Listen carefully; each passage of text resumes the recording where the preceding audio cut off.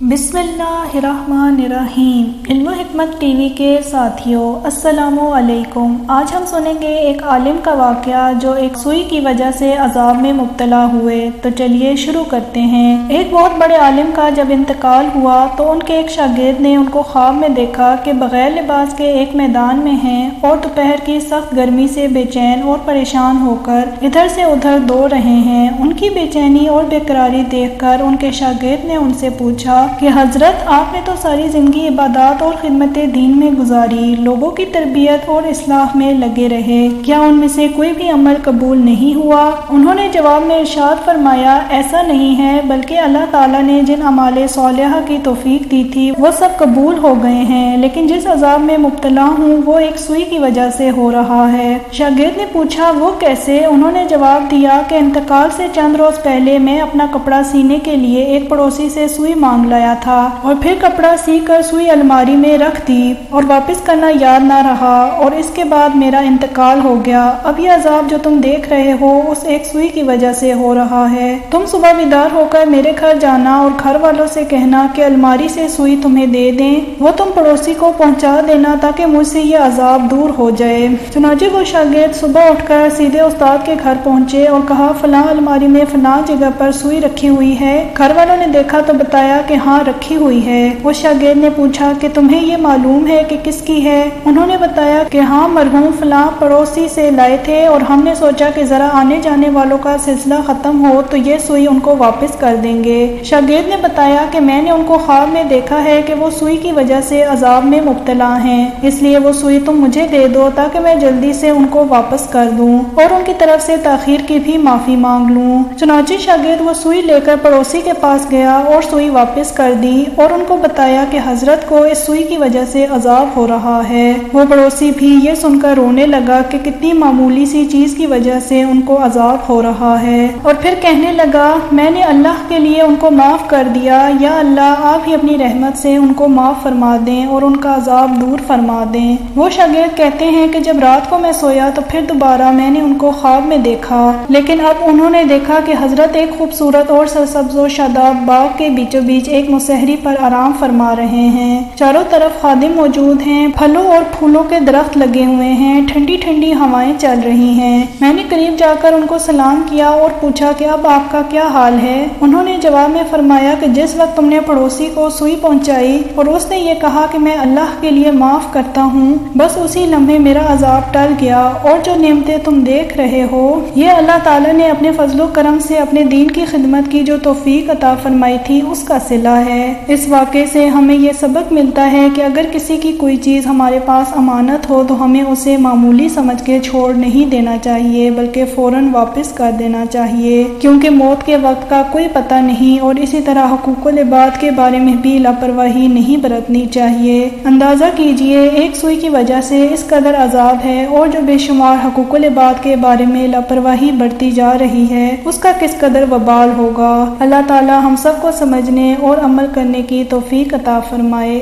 आमीन।